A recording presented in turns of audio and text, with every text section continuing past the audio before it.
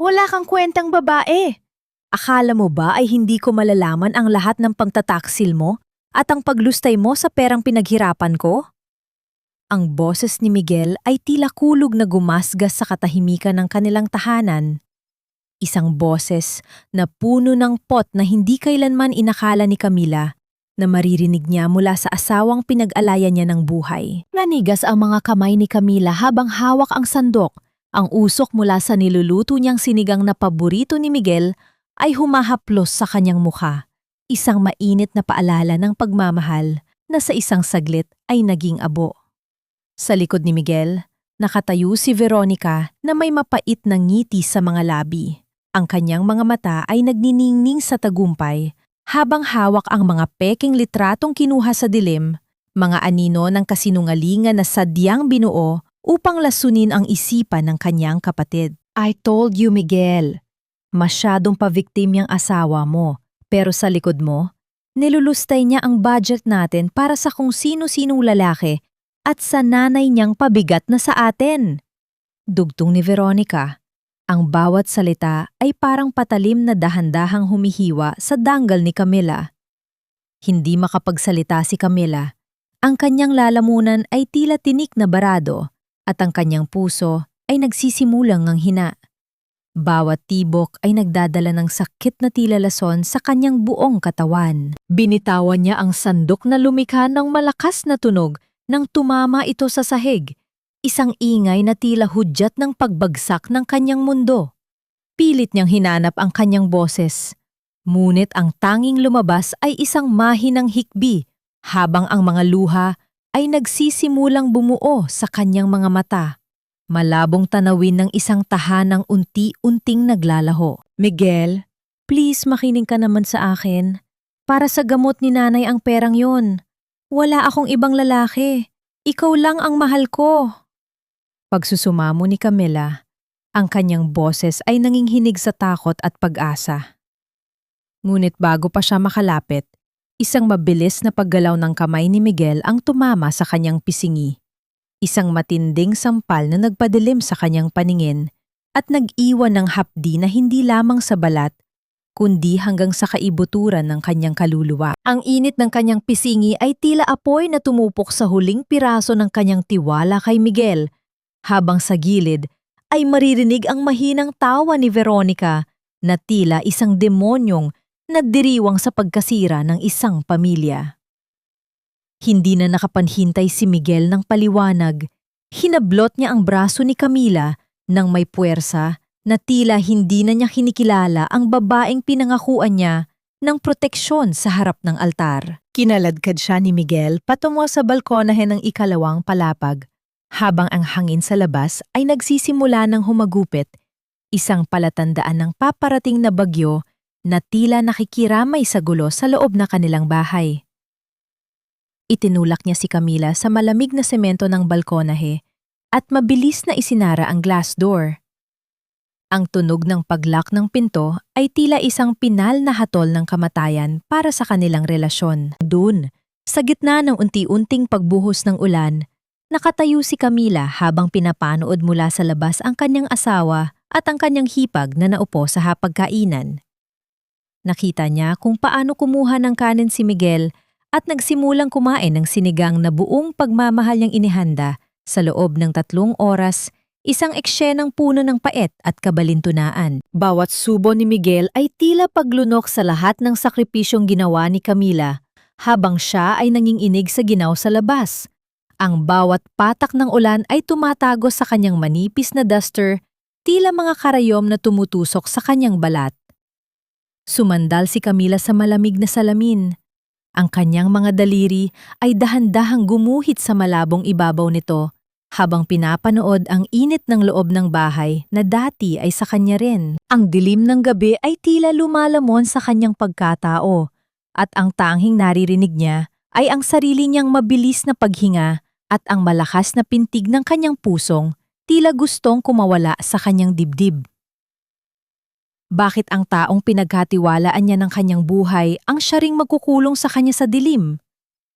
Hanggang kailan tatagal ang isang pusong durog sa gitna ng unos na walang katiyakan kung may sisikat pa bang araw. Ang bawat patak ng ulan na humahampas sa katawan ni Camila ay tila mga maliliit na karayom na tumutusok sa kanyang balat. Unti-unting ninanakaw ang natitirang init ng kanyang buhay. Nakasandal ang kanyang noo sa malamig na salamin ng balkonahe, habang ang kanyang paningin ay nagsisimulang lumabo at ang mga ilaw sa loob ng bahay ay tila mga bituin na dahan-dahang namamatay sa gitna ng kadiliman. Sa kabilang dako ng bakod, sa ilalim ng isang lumang payong na pilit nilalabanan ang bagsik ng hangin, isang pares ng mga mata ang kanina pa nagmamasid ng may matinding takot at awa. Si Aling Nena, ang matandang kapitbahay na saksi sa lahat ng pagtitiis ni Camila, ay hindi na nakatiis nang makitang dahan-dahang bumubigay ang mga tuhod ng bata at tuluyan nang bumagsak ang katawan nito sa matigas at basang semento. Sa gitna ng ingay ng unos, maingat na kumilos ang matanda, gamit ang isang nakatagong susi sa likurang pintuan na matagal nang ipinagkatiwala sa kanya ni Camila para sa mga oras ng kagipitan ng kanyang ina.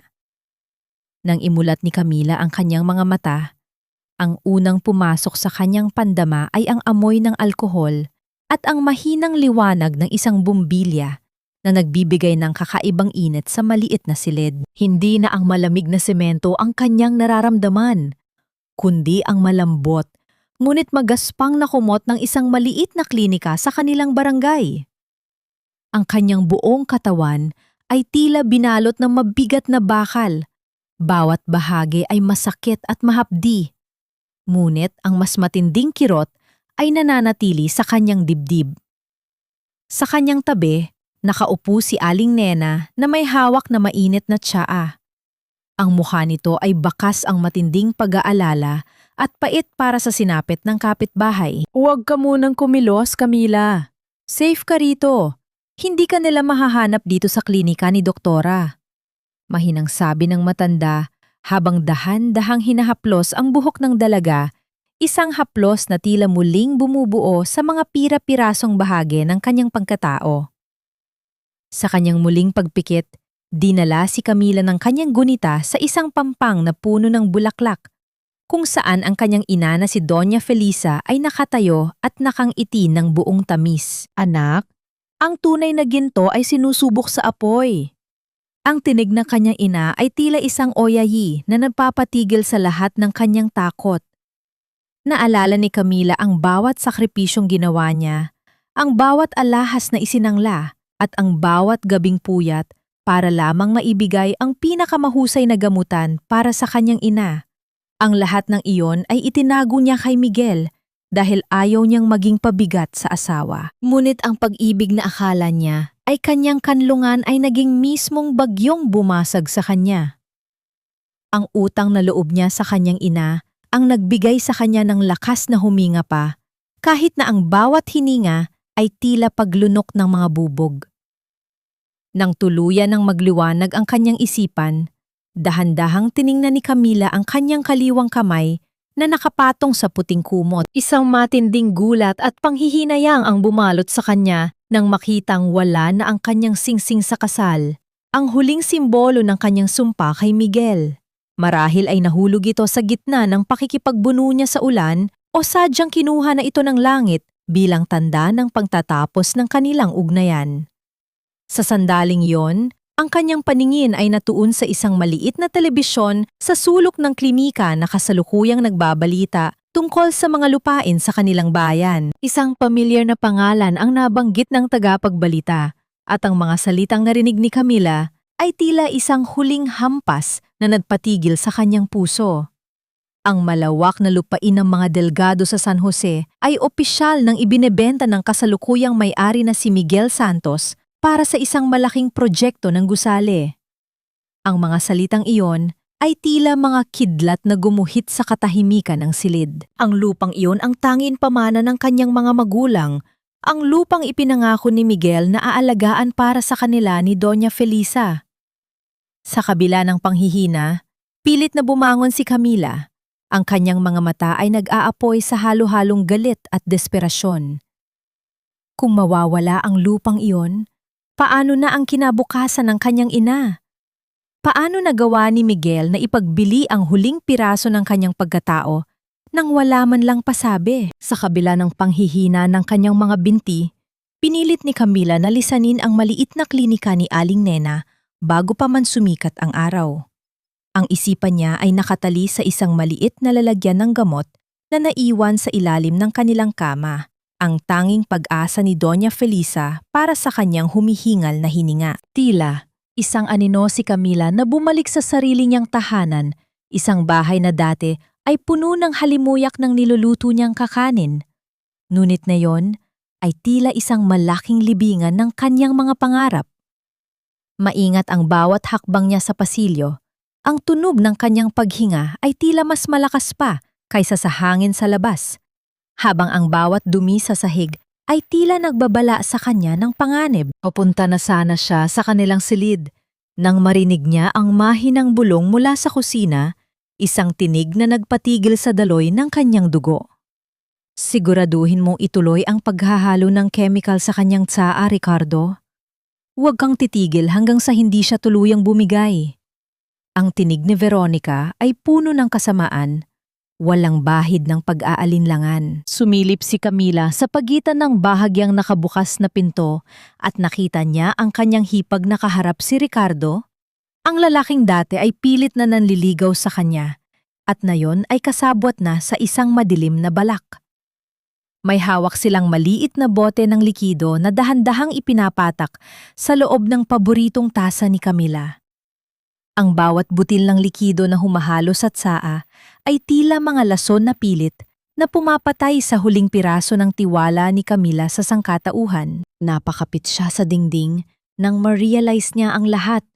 Ang kanyang madalas na pagkahilo, ang panghihina ng kanyang mga kalamnan, at ang tila unti-unting pagkawala ng kanyang malay nitong mga nakaraang buwan ay hindi dahil sa pagod, kundi dahil sa dahan-dahang paglason sa kanya ng mga taong nakatira sa ilalim ng iisang bubong. Don't worry, Veronica. Once na mawala na siya sa eksena, wala nang hahadlang sa atin sa property na to.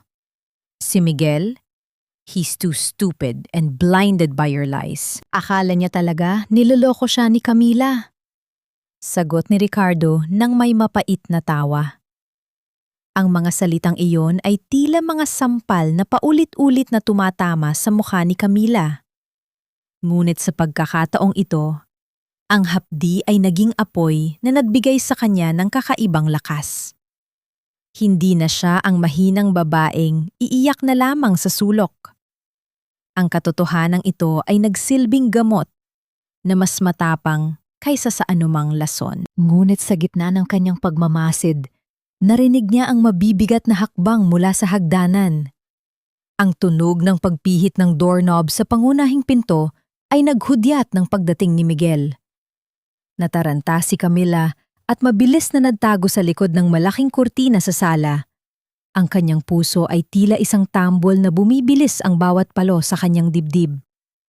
Pumasok si Miguel na may bakas ng pagod at lito sa kanyang muka. Tila may hinahanap na hindi niya matagpuan. Huminto siya sa gitna ng sala, malapit sa pinagtataguan ni Camila, at kinuha ang isang frame ng kanilang litrato sa kasal. Hinaplos ni Miguel ang mukha ni Camila sa litrato, isang kilos na puno ng pait at tila isang lihim na pangungulila. Ngunit mabilis din itong napalitan ng galit nang makita niya ang tasa ng tsaa na inihanda ni Veronica sa mesa. Bakit parang amoy gamot ang bahay na to?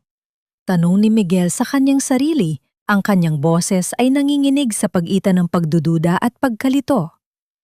Sa loob ng kanyang pinagtataguan, pinipigilan ni Camila ang kanyang paghikbi. Ang kanyang mga kamay ay mahigpit na nakatakip sa kanyang bibig, habang ang bawat butil ng pawis ay gumugulong pababa sa kanyang sentido. Gusto niyang lumabas?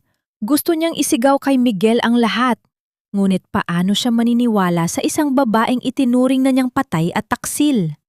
Habang papalapit ang mga hakbang ni Miguel sa kurtina, ang mundo ni Camila ay tila huminto sa pag-ikot. Sa bawat segundo ng paglapit ng kanyang asawa, isang tanong ang paulit-ulit na umaalingaw sa kanyang isipan. Kung malalaman ba ni Miguel ang katotohanan, pipiliin niya bang maging tagapagligtas o mananatili siyang anino ng kamatayan para kay Camila? Ang bawat sulok ng silid na dati ay puno ng init ng pagmamahal ni Camila ay tila naging isang malawak at malamig na disyerto para kay Miguel. Sa gitna ng katahimikan, ang tanging naririnig ay ang sarili niyang mabigat na paghinga habang pilit na hinahanap ang ilang mahahalagang dokumento sa loob ng kanilang aparador. Sa kanyang paghalungkat, isang luma at kupas na bag na gawa sa hinabing tilang abaka ang nahulog mula sa pinakamataas na bahagi ng estante. Ang pagbagsak nito sa sahig ay hindi lumihan ng malakas na ingay, ngunit ang mga gamit na tumapon mula rito ay tila mga kidlat na gumuhit sa kanyang paningin.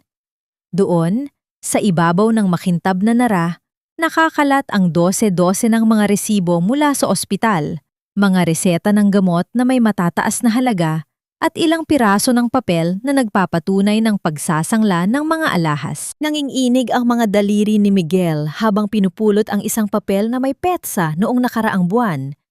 Ang mismong gabi kung kailan pinagbintangan niya si Camila na nakikipagkita sa ibang lalaki. Ang resibong hawak niya ay hindi mula sa isang marangyang hotel o restaurant, kundi mula sa isang dialysis center para kay Doña Felisa. Kasunod nito ay isang papel mula sa sanglaan, ang pamilyar na disenyo ng mga hikaw na pamanang ginto ng kanyang ina kay Camila ay nakasulat doon bilang collateral. Ang bawat dokumentong hawak ni Miguel ay tila isang mabigat na bato na idinaragdag sa kanyang dibdib, unti-unting sumasakal sa kanyang hininga. Napagtanto niya na ang bawat pisong inakala niyang nilulustay ni Camila ay ginamit nito upang dugtungan ang hininga ng kanyang binan sa ilalim ng isang lihim na sakripisyo. Miguel, anong ginagawa mo sa mga basurang yan? Ang tinig ni Veronica ay pumasok sa silid ng walang babala. Ang kanyang mga hakbang ay tila isang babala ng paparating na bagyo. Mabilis niyang kinuha ang ilang resibo mula sa kamay ng kapatid. Ang kanyang mukha ay hindi nagpakita ng pagkagulat, kundi ng isang mapait na pagkutya. Huwag kang magpadala sa mga dramang ito, Miguel. Common tactic na yan ng mga babaeng taksil. Gagawa ng mga peking ebidensya para magmukhang martyr. Sigurado ka bang para sa nanay niya yan? Baka naman ginamit niya lang ang pangalan ng matanda para pagtakpan ang mga luho niya kasama si Ricardo. Ang bawat salita ni Veronica ay puno ng lason. Pilit na binabaluktot ang katotohanang nasa harap na ni Miguel. Tumingin si Miguel sa kanyang nakatatandang kapatid, ang taong palagi niyang pinagkakatiwalaan. Ngunit sa pagkakataong ito, ang mga salita ni Veronica ay tila hindi na kasing talim ng dati. Ang hapdi ng pagsisisi ay nagsisimulang kumalat sa kanyang kalamnan. Hinaplos niya ang isang maliit na rosaryo na nakita rin sa loob ng bag. Ang mga butil nito ay tila pagod na rin sa dami ng dasal na idinaan ni Camila rito. Ate, ang mga petsang ito tumutugma sa mga gabi na wala siya sa bahay.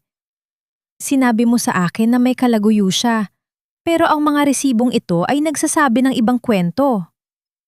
Ang boses ni Miguel ay nanginginig, isang halo ng pagdududa at namumuong galit sa sarili. Ngunit bago pa man siya makapagsalita ng higit, ang katahimikan ng bahay ay binasag ng isang tunog mula sa telepono sa ibabaw ng lamesa. Ang pag-vibrate ng cellphone ni Miguel ay lumika ng isang nakakabahalang ingay sa ibabaw ng kahoy. Tila, isang babala na may hindi magandang balita. Sinagot ni Miguel ang tawag at sa kabilang linya, ang tinig ng isang nurse ay puno ng pagmamadali at kaba. Hello? Mr. Santos? Tinatawagan po namin ang asawa niyo pero hindi siya maabot. Ang pasyente niyo pong si Doña Felisa Delgado ay isinugod sa emergency room. Critical po ang kanyang kondisyon at kailangan ng agarang pirma para sa operasyon. Nasaan po ba si Mrs. Camila Santos? Sinasabi ng matanda ang pangalan niya bago mawala ng malay. Nanigas si Miguel sa kanyang kinatatayuan. Ang telepono ay dahan-dahang nalaglag mula sa kanyang pagkakahawak at ang pagbagsak nito sa carpet ay tila isang pinal na tuldok sa kanyang pagkatao. Tumingin siya sa labas ng bintana Sa balkonahing naging saksi ng kanyang kalupitan noong nakaraang gabi, kung saan itinapon niya ang kanyang asawa sa gitna ng unos. Ang bawat patak ng ulan na natitira sa salamin ay tila mga luha ni Camila na sumasampal sa kanya sa bawat segundo. Nasaan nga ba si Camila? Saan niya hahanapin ang babaeng winasak niya ang dangal? Sa harap ng katotohanang siya pala ang nag-iisang anghel na pilit nagsasalba sa kanilang pamilya. Ang bawat umaga na dumarating sa buhay ni Camila ay hindi na tila isang mabigat na tanikala, kundi isang bagong pahina ng aklat na dahan-dahang isinusulat ng kanyang sariling mga kamay. Sa loob ng malaki at malinis na botika ni Dr. Arnel Solis, isang matandang doktor na may pusong ginto, natagpuan ni Camila ang isang kanlungan kung saan ang bawat bote ng gamot ay tila may dalang pangako ng paggaling, hindi lamang para sa kanyang mga pasyente, kundi para na rin sa kanyang sariling sugat ng kaluluwa. Ang dating duster na puno ng mansa ng ulam at luha ay napalitan na ng isang malinis at puting uniforme na sumasalamin sa kanyang bagong simula. Ang kanyang buhok na dati ay laging nakapusod sa pagmamadaling pagsilbihan si Miguel ay ngayon ay dahan-dahang nakalaylay sa kanyang balikat, makintab at tila nagdadala ng liwanag sa kanyang bawat galaw. Hindi lamang ang kanyang panlabas na anyo ang nagbago, ang bawat sulyap ng kanyang mga mata ay wala na ang bakas ng takot, kundi isang matibay na determinasyon na hinding-hindi na muling magpapaapi sa sinuman.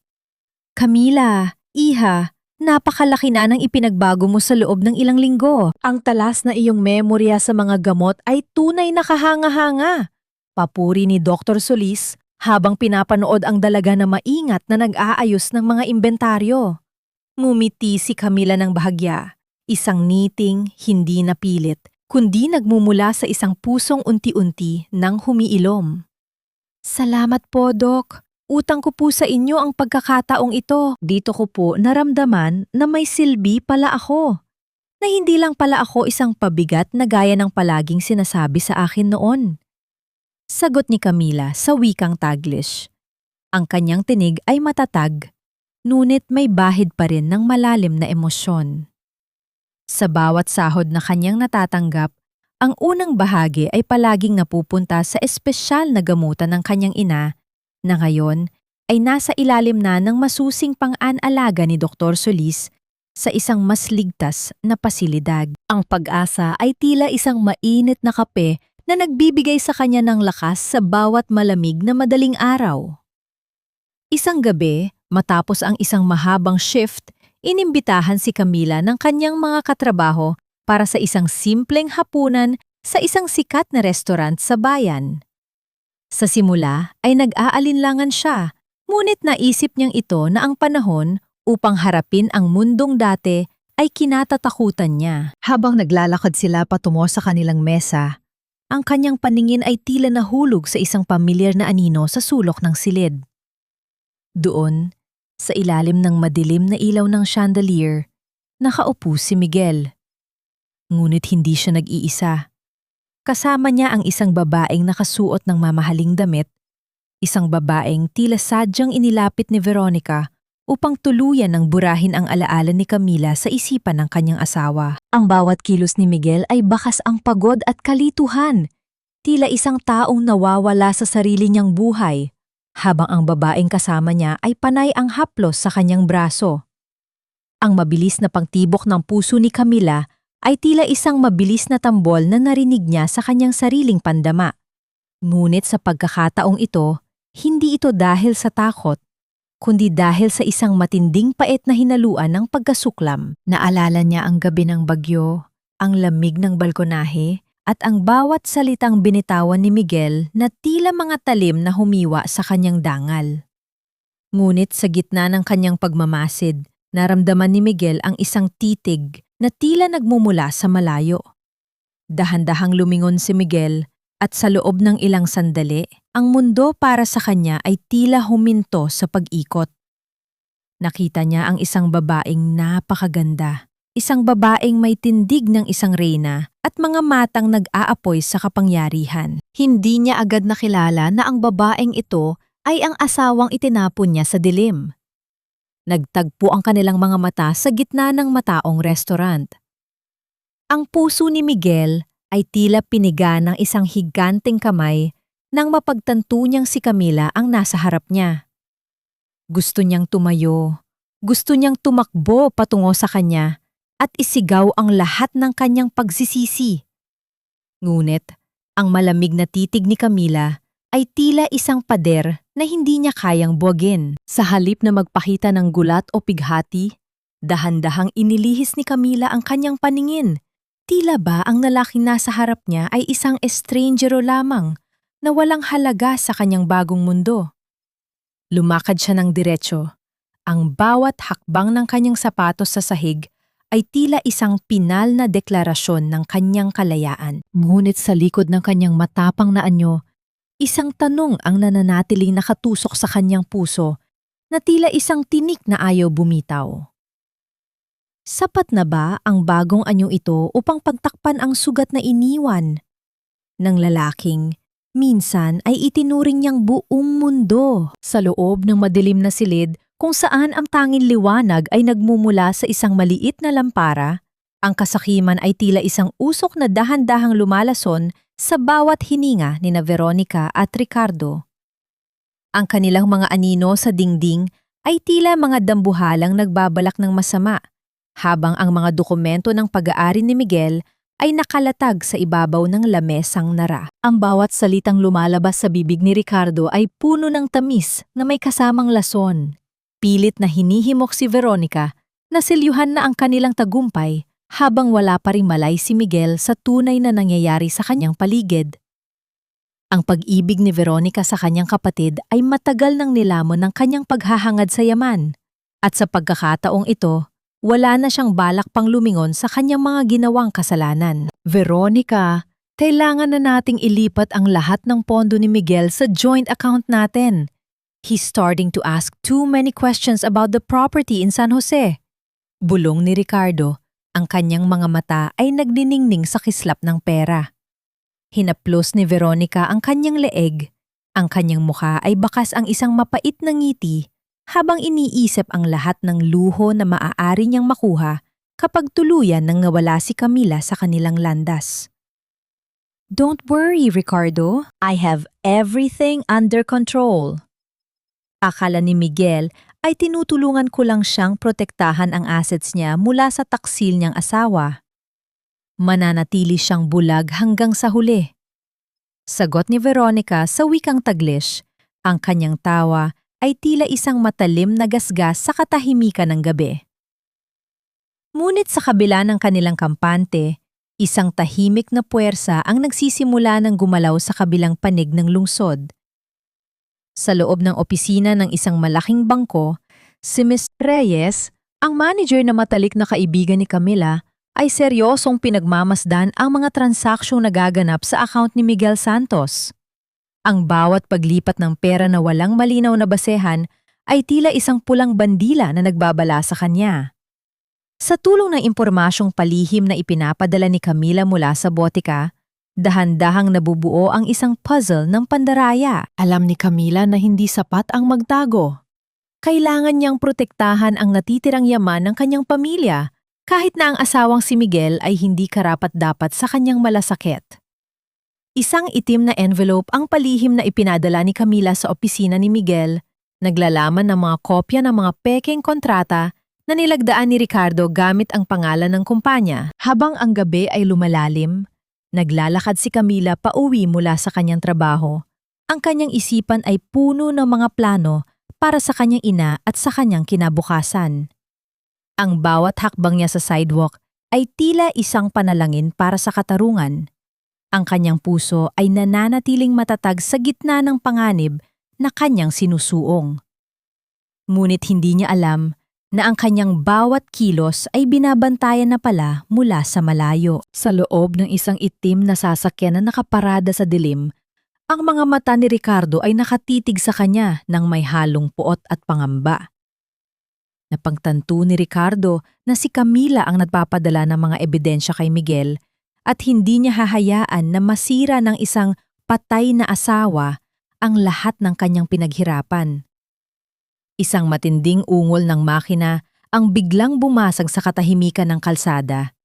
Ang tunog ng mabilis na pag-ikot ng gulong ay tila isang babala ng paparating na sakuna. Sa isang iglap, ang itim na sasakyan ay humarurot patungo sa direksyon ni Camila. Ang matinding liwanag ng headlights ay tumama sa kanyang mga mata at nagdulot ng pansamantalang pagkabulag. Ang bilis ng sasakyan ay tila walang balak huminto. Ang matinis na gasgas ng goma sa kalsada ay tila isang hiyaw ng kamatayan na papalapit sa kanya. Napako si Camila sa kanyang kinatatayuan. Ang kanyang hininga ay tila huminto sa kanyang lalamunan, habang ang malaking anino ng bakal ay papalapit ng papalapit sa kanyang katawan. Sa huling sandali ng kanyang kamalayan, isang tanong ang gumuhit sa kanyang isipan. Ito na ba ang katapusan ng kanyang paglalakbay para sa katarungan?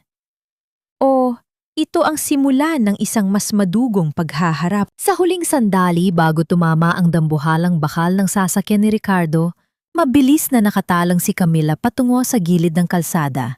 Ang kanyang katawan ay gumulong sa magaspang na lupa habang ang matinis na pagkiskis ng mga gulong sa aspalto ay nag-iwan ng maitim na marka sa semento.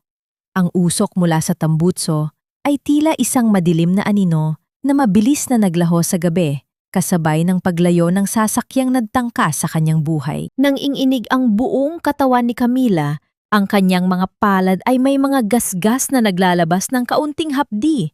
Ngunit ang kanyang diwa ay nanatiling gising. Hindi siya tumakbo pa uwi. Sa halip, ang kanyang mga hakbang ay dinala siya patungo sa pintuan ng lumang simbahan ng parokya, ang tanging lugar kung saan ang katahimikan ay hindi nakakatakot kundi nagbibigay ng kanlungan. Sa loob ng simbahan, ang halimuyak ng mga kandilang serya at ang amoy ng lumang kahoy ay tila isang yakap na nagpapakalma sa kanyang naguguluhang isipan. Sa gitna ng hanay ng mga bangko, sa ilalim ng malamig na liwanag ng buwan na tumatagos sa mga bintanang kristal, nakita niya ang isang pamilyar na bulto ng tao. Si Miguel. Nakayuko ang kanyang asawa, ang mga kamay ay mahigpit na nakasayad sa kanyang mukha habang ang kanyang mga balikat ay dahan-dahang gumagalaw sa bawat malalim na hininga. Ang dating mapagmataas na tindig ni Miguel ay napalitan ng isang anyo ng taong tila pasan ang buong mundo.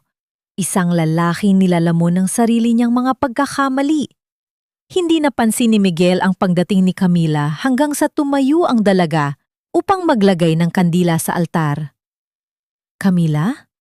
Ang tinig ni Miguel ay halos pabulong, puno ng gulat at isang uri ng kaba na tila nakakita siya ng isang himala. Dahan-dahang tumayo si Miguel. Ang kanyang mga mata ay mapurol at may bakas ng puyat. Malayong-malayo sa matikas na asawang nakasama ni Camila sa loob ng maraming taon. Sa pagkakataong ito, hindi galit ang ipinakita ni Camila, kundi isang malamig na pagbalewala na tila ba ang lalaking nasa harap niya ay bahagi na lamang ng isang malungkot na nakaraan. Nagpatuloy si Camila sa kanyang ginagawa, ang bawat galaw niya ay puno ng dignidad at kapayapaan na hindi kayang buwagin ng presensya ni Miguel. Sa gitna ng kanilang paghaharap, isang maliit na batang lalaki ang biglang lumapit sa hanay ng mga kandila. Ang kanyang mukha ay puno ng dumi at ang mga mata ay namumugto sa pag-iyak dahil nawala niya ang kanyang mga magulang sa dami ng tao sa labas. Nang walang pag-aalinlangan, lumuhod si Camila sa harap ng bata. Kinuha niya mula sa kanyang bag ang isang malinis at maputing panyo. Isang panyo na may burda ng mga titik na M at C sa gilid. Ang panyong regalo ni Miguel sa kanya noong kanilang unang anibersaryo. Maingat na pinahid ni Camila ang mga luha ng bata. Ang bawat haplos niya ay puno ng lambing na tila nakalimutan na niya ang sariling mga sugat. Napanood ni Miguel ang eksenang iyon at tila isang matalim na kutsilyo ang humiwa sa kanyang puso. Naalala niya ang kanilang unang sayaw sa gitna ng plaza noong pista, kung saan ang kamay ni Camila ay nakapatong sa kanyang balikat at ang kanyang mga daliri ay nakakandili sa baywang ng asawa. Naalala niya ang pangakong hinding-hindi niya papatakin ang kahit isang butil ng luha mula sa mga matang iyon. At ngayon, Ang panyong simbolo ng kanilang pag-ibig ay ginagamit ni Camila upang punasan ang luha ng iba, habang ang sarili niyang mga luha noong gabi ng bagyo ay hinayaan ni Miguel na matuyo sa ilalim ng ulan. Ang pait ng pagsisisi ay tila lason na dahan-dahang kumakalat sa kanyang mga kalamnan. Camila, please, pakinggan mo ako. Nahanap ko ang mga resibo. Alam ko na ang totoo tungkol kay Doña Felisa. Ang tinig ni Miguel ay nanghinginig sa pagitan ng pag-asa at desperasyon. Huminto si Camila, ibinigay ang panyo sa bata at pinanood itong tumakbo patungo sa kanyang ina na nakita na rin sa wakas. Dahan-dahang lumingon si Camila kay Miguel, ang kanyang mga mata ay walang emosyon, tila isang lawan na payapa, ngunit napakalalim. Masyado nang huli para sa katotohanan, Miguel. Ang katotohanan ay hindi makakapagpabalik sa tiwalang winasak mo sa gitna ng unos. Malamig na sagot ni Camila sa wikang Taglish. Humakbang si Miguel palapit. Ang kanyang kamay ay tila gustong humawak sa braso ni Camila, ngunit agad din niyang binawi dahil sa takot na baka mabasag ang marupok na sandaling iyon. Ang bawat segundo ng katahimikan sa loob ng simbahan ay tila isang parusa para sa kanya. Sa gitna ng amoy ng insenso at sa harap ng dambana, muling bumagsak ang mga balikat ni Miguel habang ang kanyang boses ay tila nanggagaling sa kailaliman ng kanyang kaluluwa. Camila, patawarin mo ako. Hindi ko alam kung paano ko tutubusin ang sarili ko. Pero patawarin mo ako. Ang mga salitang iyon ay tila mga butil ng buhangin na tinangay ng hangin. Habang si Camila ay nananatiling nakatayo, isang tanong ang nananatiling nakasabit sa pagitan nila. Sapat na ba ang isang paghiinang tawad upang pantagpi-tagpiin ang isang pusong matagal lang pinabayaan sa dilim? Sa gitna ng malawak na plaza ng San Jose, ang bawat sulok ay punong-puno ng makukulay na banderitas na sumasayaw sa ihip ng hangin, habang ang mga tao ay abala sa pagdiriwang ng pista. Ang malakas na tugtugin ng mga tanso at ang mabigat na yabag ng mga mananayaw sa kalsada ay lumilika ng isang masiglang himig na tila nagtatago sa mga lihim na malapit ng sumabog. Sa gitna ng entablado, nakatayo si Veronica na nakasuot ng isang marangyang terno. Ang kanyang mga ngiti ay tila isang maskara ng kabutihan habang tinatanggap ang pasasalamat ng komunidad para sa kanyang kunwaring donasyon. Sa kanyang tabi, si Miguel ay nakatayo ng matuwid, ngunit ang kanyang mga mata ay nananatiling malayo, tila isang taong naghahanap ng kapayapaan sa gitna ng isang maingay na pagdiriwang. Ang bawat salitang lumalabas sa bibig ni Veronica tungkol sa dangal ng Pamilya Santos ay tila isang matalim na gasgas sa konsensya ni Miguel, lalo na't bawat sulok ng plaza ay nagpapaalala sa kanya ng mga alaala ni Camila. Ang Pamilya Santos ay palaging narito upang tumulong dahil ang tunay na yaman ay nasa pagmamalasakit sa kapwa.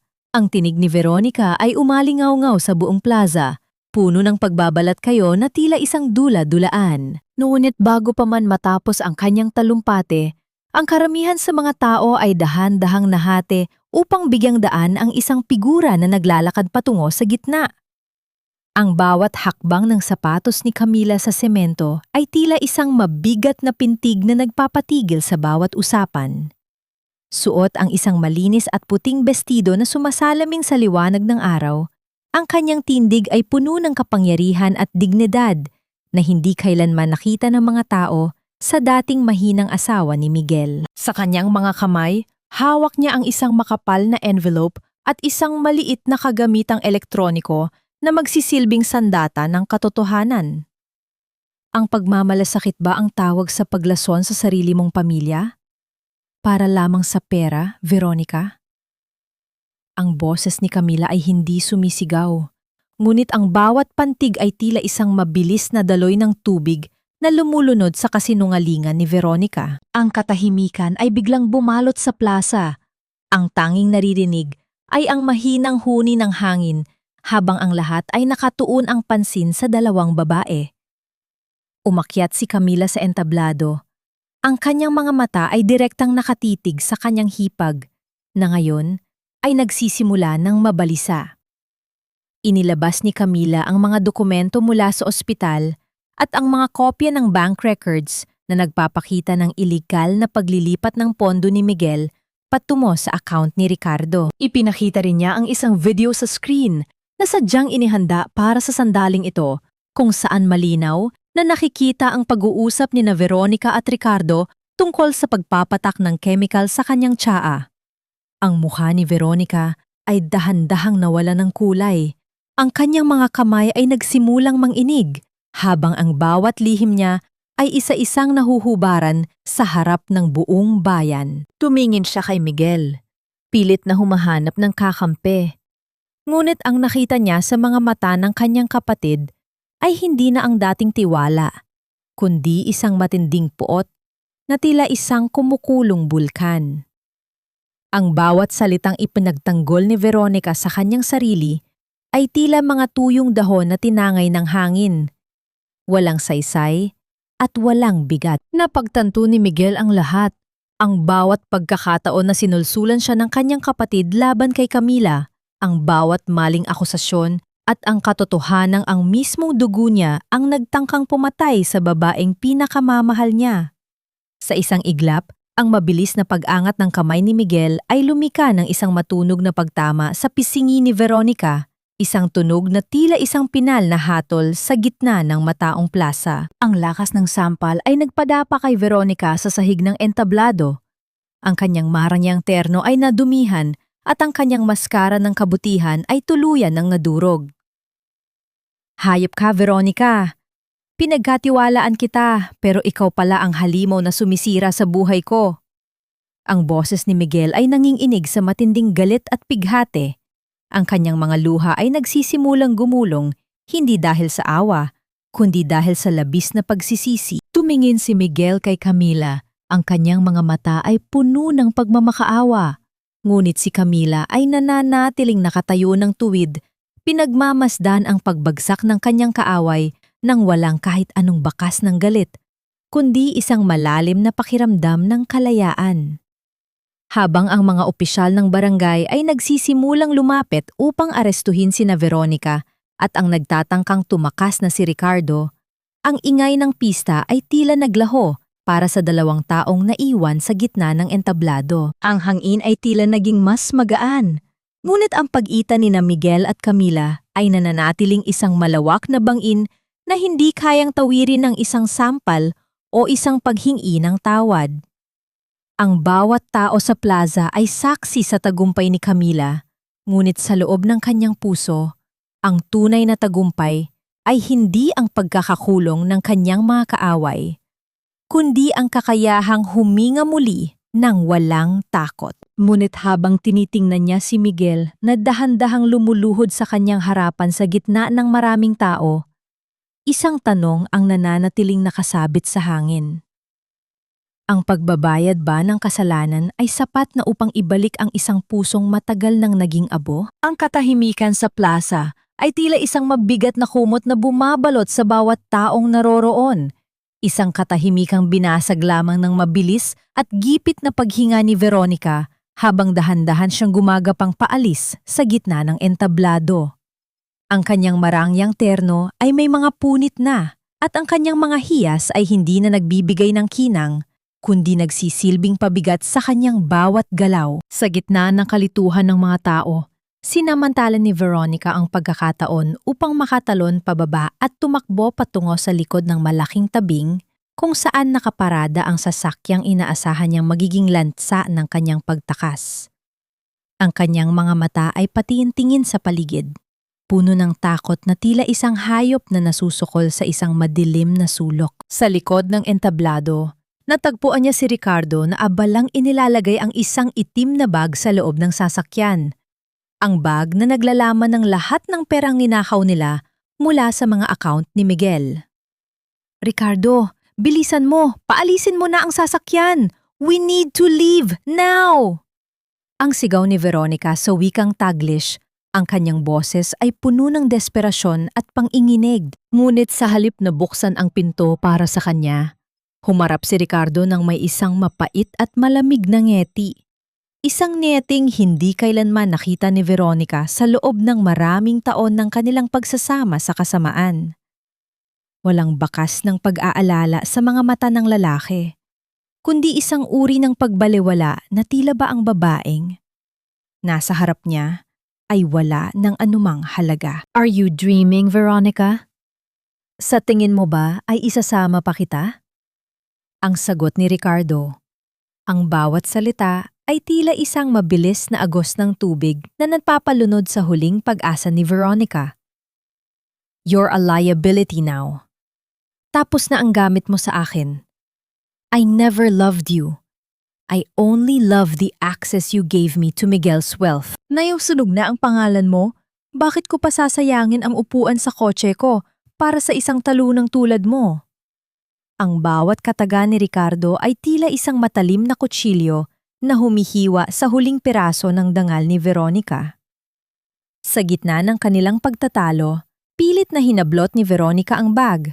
At sa lakas ng kanilang pag-aagawan, ang zipper nito ay bumukas at ang mga gamit sa loob ay tumapon sa lupa. Kasama ng mga bundle ng pera, bumagsak ang ilang maliliit na bote ng salamin, ang mga lason na ginamit nila kay Camila.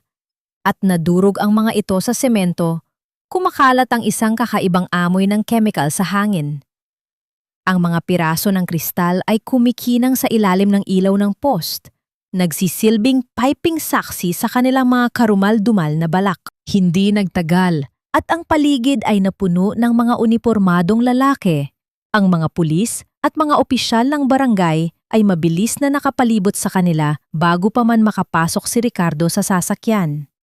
Ang matigas na pagkakahawak ng mga awtoridad sa mga braso ni Veronica ay nagdulot ng isang matinding hapdi. Ngunit ang mas masakit ay ang makitang si Miguel ay nakatayo sa malayo, pinapanood ang kanyang pagbagsak nang may mga matang wala ng kahit anong bahid ng pagmamahal o awa. Ang bawat hakbang ng mga pulis na kumakaladkad sa kanya patungo sa patrol car ay tila isang hakbang patungo sa impyernong siya mismo ang gumawa. Bago pa man siya tuluyang maipasok sa loob ng sasakyan, lumingon si Veronica kay Miguel at nagpakawala ng isang matinding hiyaw na tira ng gagaling sa kaibuturan ng kanyang kaluluwa.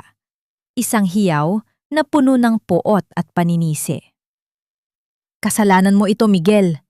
Ikaw ang naniwala sa akin. Ikaw ang nagkulong sa asawa mo sa labas. You are just as guilty as I am. Ang kanyang tinig ay umalingaw-ngaw sa buong plaza, nag-iiwan ng isang malalim na sugat sa konsensya ni Miguel na hinding-hindi na maghihilom. Pinanood ni Camila mula sa kabilang panig ang pag-alis ng sasakyan.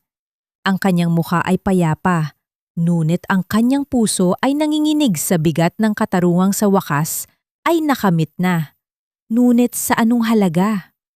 Ang lahat ba ng ito ay sapat na upang mabura ang baw na minsan nang sumira sa kanyang mundo? Ang bawat hininga ni Doña Felisa ay tila isang himig ng tagumpay sa gitna ng silid na puno ng liwanag ng umaga. Isang himig na matagal nang ipinagkait sa kanya ng lason at kasamaan. Nakaupo si Camila sa tabi ng kama ng kanyang ina. Ang kanyang mga daliri ay maingat na humahaplos sa kulubot.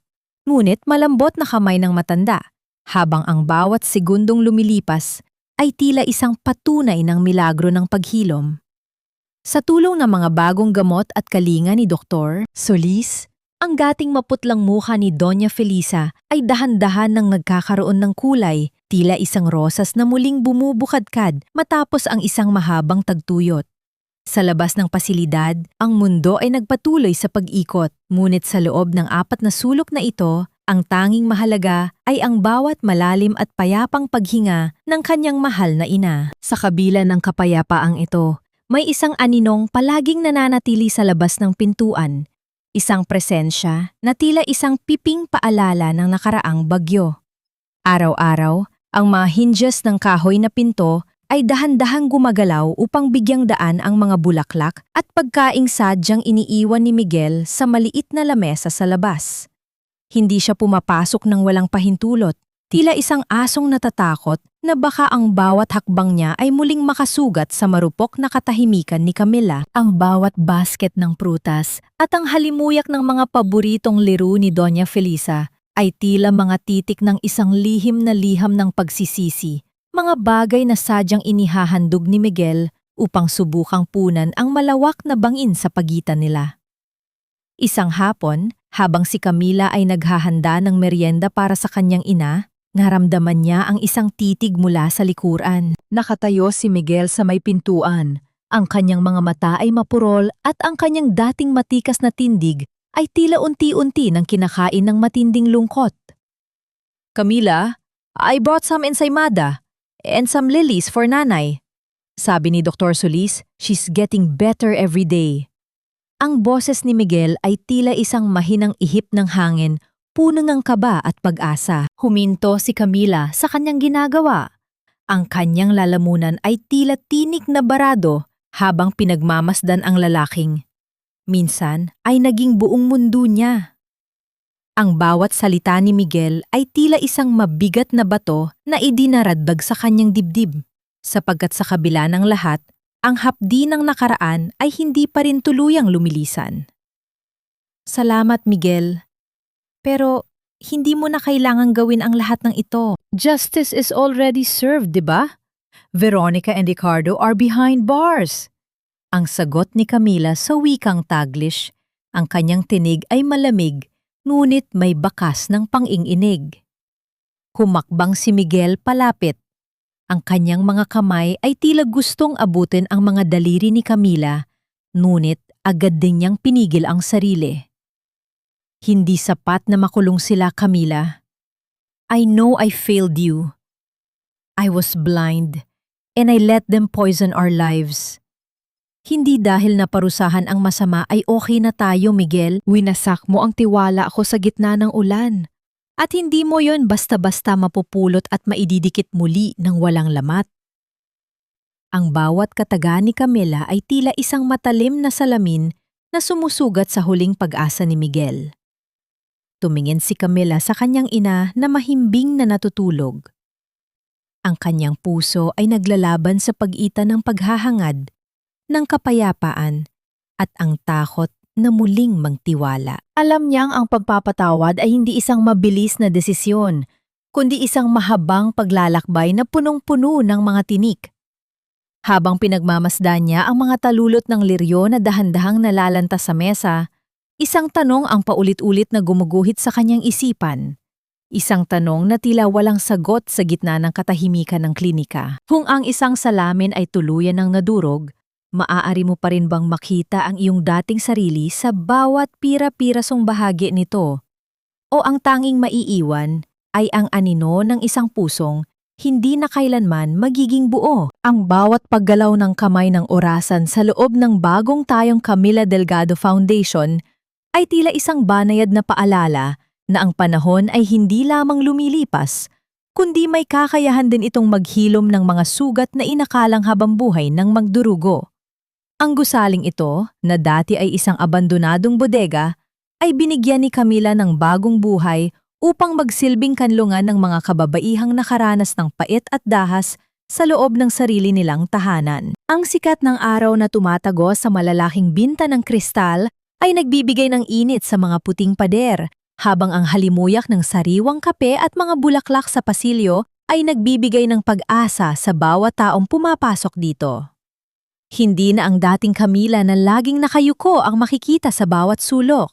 Siya na ngayon ay isang babaeng may matatag na tindig, isang pinunong may pusong handang makinig dahil alam niya ang bigat ng bawat hikbi sa dilim. Sa likod ng gusali, sa ilalim ng matitinding sikat ng araw, isang pamilyar na bulto ng tao ang abala sa paglilipat ng mga mabibigat na kahon ng donasyon. Si Miguel. Wala na ang kanyang mga mamahaling polo at ang kanyang mapagmataas na anyo. Suot niya ay isang simpleng t-shirt na basa na ng pawis dahil sa maghapong pagtatrabaho bilang volunteer sa foundation ni Camila. Walang bayad ang kanyang serbisyo at masaya siyang tumutulong sa pinakamaliliit na gawain, mula sa pagpipinta ng mga pader hanggang sa paglilinis ng bakuran. Ang bawat pagtulo ng kanyang pawis ay tila isang paraan ng paghuhugas sa kanyang sariling mga kasalanan, isang tahimik na panalangin na sana ay makita ni Camila ang kanyang tapat na pagsisisi. Miguel, tama na muna yan. Magmarienda ka muna. Ang tinig ni Camila ay nanggaling sa likuran, isang tinig na wala na ang pait ng nakaraan, ngunit nananatiling may distansya. Huminto si Miguel at dahan-dahang pinahid ang pawis sa kanyang noo gamit ang kanyang braso. Ang kanyang mga mata ay nagniningning nang makita ang asawa. Kaya ako pa, Camila. Gusto ko lang matapos itong mga shelving para sa library ng mga bata bago magdilim. Sagot ni Miguel sa wikang Taglish. Ang kanyang boses ay puno ng pagpapakumbaba. Nagkaroon ng isang sandali ng katahimikan sa paniitan nila. Isang katahimikang hindi na nakakasakal, kundi puno ng mga bagay na hindi na kailangang sabihin pa. Habang ang araw ay dahan-dahang lumulubog sa likod ng mga bundok, nagbibigay ng kulay kahel at lila sa buong langit. Magkatabing na upo sina Miguel at Camila sa isang lumang kahoy na bench sa ilalim ng puno ng nara. Ang malamig na simoy ng hangin ay humahaplos sa kanilang mga mukha, habang ang tunog ng mga kuliglig sa paligid ay nagbibigay ng payapang himig sa kanilang hapon. Wala silang sinasabi sa isa't isa. Sapat na ang init ng balikat ni Miguel na paminsan-minsan ay dumidikit sa braso ni Camila, isang maliit na ugnayang tila isang mahiyaing sbong ng muling pagkakaibigan. Sa mga sandaling yon, naramdaman ni Camila ang isang uri ng kapayapaan na matagal na niyang hinahanap. Ang kapayapaang hindi nakadepende sa pag-ibig ng iba, kundi sa pagmamahal niya sa kanyang sariling halaga. Alam mo, Camila, ngayon ko lang na-realize kung gaano kalaki ang nawala sa akin nang saktan kita. Pabulong na sabi ni Miguel, ang kanyang tingin ay nakatuon sa malayo. Lumingon si Camila sa kanya. Ang kanyang mga mata ay malambot ngunit matatag. We are both learning, Miguel. Hindi dahil napatawad kita ay babalik na tayo sa dati. I am a different person now and I like this version of me better. Ang kanyang sagot ay tila isang pinal na deklarasyon ng kanyang kalayaan. Isang banayad ng ngiti ang gumuhit sa mga labi ni Miguel, isang ngiting puno ng pagtanggap at paghanga sa babaeng nasa kanyang tabi. Ngunit ang katahimikan ng kanilang hapon ay biglang naputol nang lumapit ang isa sa mga staff ng foundation, dala ang isang puting envelope. Ma'am Camila, may dumating pong sulat para sa inyo. Mula po sa Correctional Institute for Women. Sabi ng babae bago muling umalis. Ang bawat daloy ng dugo sa katawan ni Camila ay tila tumigil nang makita ang pamilya na sulat kamay sa ibabaw ng papel. Ang bawat titik ay tila mga kuko na gustong muling sumugat sa kanyang alaala. Dahan-dahang binuksan ni Camila ang sulat at sa loob nito ay isang mensaheng nanggagaling sa kailaliman ng kulungan. Isang pagsusumamo mula kay Veronica na humihingi ng isang huling pagkakataon upang humingi ng tawad bago ito tuluyang sumuko sa kanyang sakit. Napahawak si Camila ng mahigpit sa papel. Ang kanyang puso ay muling bumilis ang pintig, habang ang anino ng nakaraan ay tila gustong muling pumasok sa kanyang payapang mundo. Ang sikat ng araw sa umagang yon ay tila may dalang kakaibang basbas, isang liwanag na hindi lamang tumatago sa mga dahon ng nara, kundi pati na rin sa bawat siwang ng pusong matagal nang nagkulong sa dilim. Ang bakuran ng pamilya Delgado ay muling nabuhay, hindi sa ingay ng pag-aaway, kundi sa masiglang paghahanda para sa isang espesyal na pagdiriwang. Ang halimuyak ng sariwang litson at ang amoy ng bagong pitas na mga rosas ay humahalo sa hangin, habang ang mga tawa ng mga bisita ay tila isang oyayi na nagpapatahimik sa mga multo ng nakaraan. Sa gitna ng lahat ng ito, nakaupo si Doña Felisa sa kanyang silya. Ang kanyang mukha ay maliwanag at ang kanyang mga mata ay nagdiningning sa kagalakan, habang pinapanood ang kanyang anak na si Camila na abala sa pag-aasikaso sa mga panauhin. Ang bawat galaw ni Camila ay puno ng grasya at tiwala sa sarili. Isang pagbabagong, tila isang milagro para sa mga nakakilala sa kanya noong siya ay isa pang mahinang asawa. Hindi na siya ang babaeng nakayuko. Ang bawat salitang lumalabas sa kanyang bibig ay may timbang at saysay, isang pinuno ng sarili niyang kapalaran. Sa gitna ng kasiyahan, lumapit si Miguel. Ang kanyang mga hakbang ay dahan-dahan at puno ng pag-aalinlangan. Hindi siya lumapit bilang Panginoon ng tahanan, kundi bilang isang lalaking nagpapakumbaba.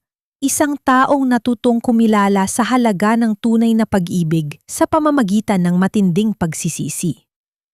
Camila, ang ganda ng lahat ng ito. Nanay looks so happy and healthy. Pabulong na sabi ni Miguel, ang kanyang tinig ay nanginginig sa pagitan ng paghanga at kaba. Huminto si Camila at hinarap ang asawa. Ang kanyang mga mata ay malambot, ngunit may lalim na hindi na kayang buwagin ng anumang unos. Pinagtrabahuhan namin ito, Miguel. It's not just about the party. It's about reclaiming our life. Sagot ni Camila sa wikang Taglish.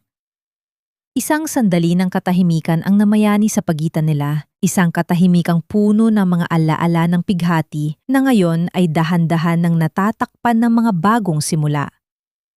Kinuha ni Miguel ang isang maliit na kahon mula sa kanyang bulsa at dahan-dahang inilapag sa palad ni Camila. Nang buksan ito ng dalaga, nakita niya ang kanyang singsing sa kasal.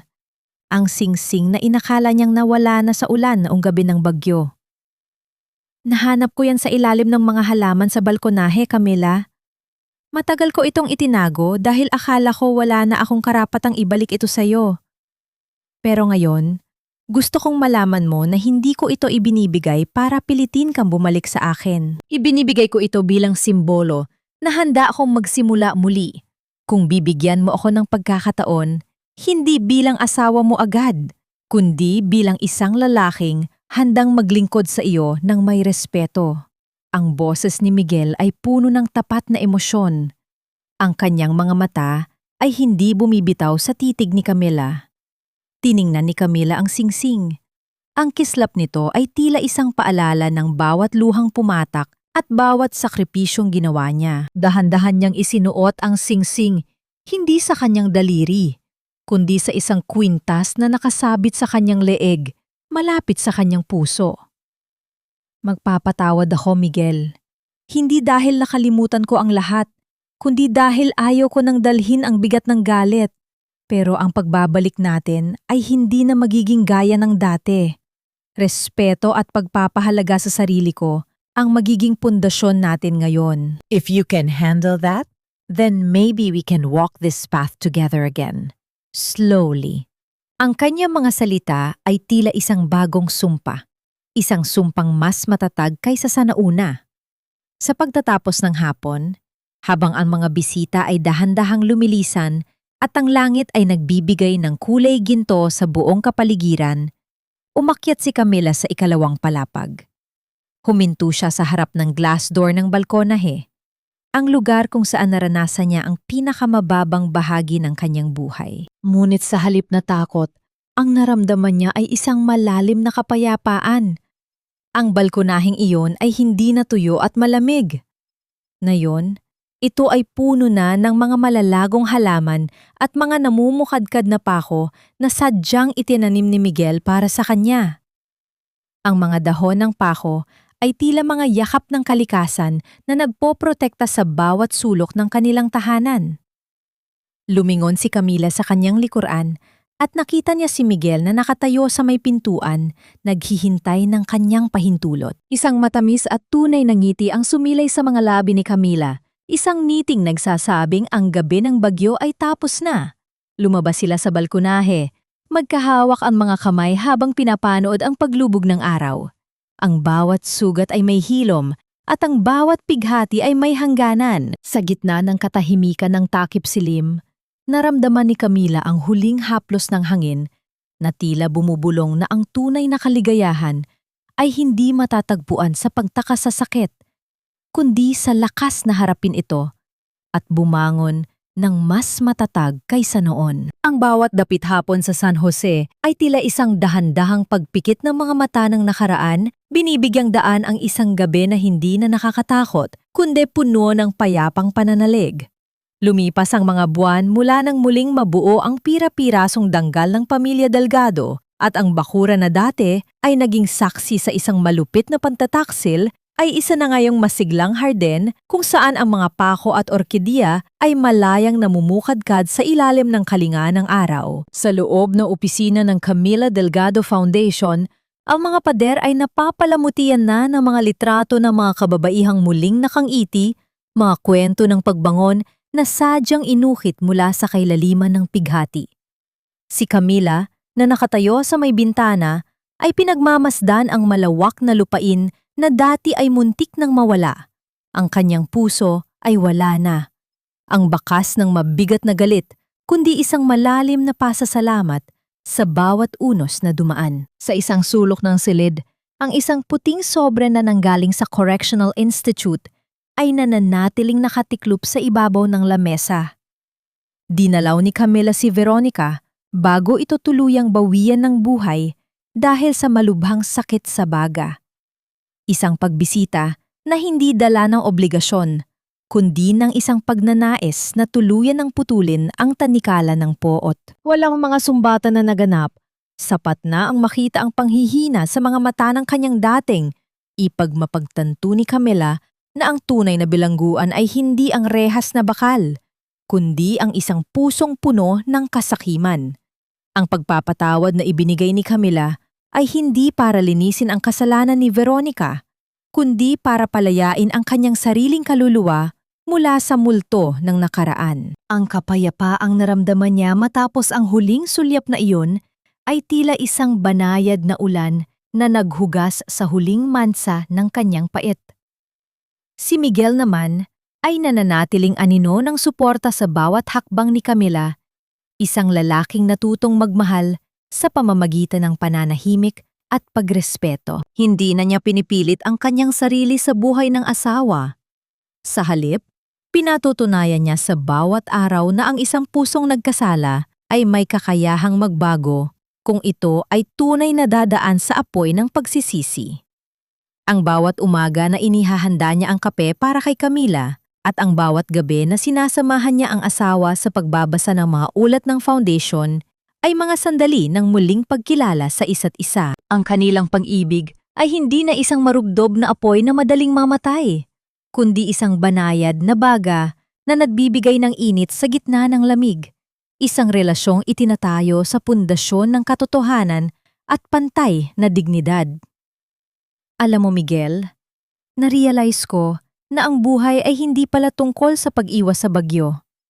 Pabulong na sabi ni Camila habang nakasandal ang kanyang ulo sa balikat ng asawa sa kanilang paboritong bench sa balkonahe. Ang mahinang pang-ugoy ng duyan at ang amoy ng basang lupa matapos ang isang maikling ambon ay nagbibigay ng isang pamilyar na ginhawa. Lumingon si Miguel sa kanya. Ang kanyang mga mata ay puno ng paghanga na tila ba nakikita niya ang isang diyosa sa harap niya. Ito ay tungkol sa pag-aaral kung paano sumayaw sa gitna ng ulan at kung paano bumangon ng mas matatag matapos ang bawat pagkadapa. Dugtong ni Camila sa wikang Taglish. Isang matamis na ngiti ang sumilay sa mga labi ni Miguel bago niya dahan-dahang hinalikan ang noo ng asawa, isang halik na puno ng pangako ng katapatan. Ang kwento ni Camila Delgado ay hindi lamang isang dula-dulaan ng pighati at paghihigante, kundi isang dakilang awit ng paghilom. Itinuturo nito sa atin na ang katarungan ay hindi lamang matatagpuan sa loob ng korte o sa likod ng mga rehas, kundi sa kakayahan nating yakapin ang ating sariling halaga, kahit na ang buong mundo ay pilit tayong ibinabaon sa dilim.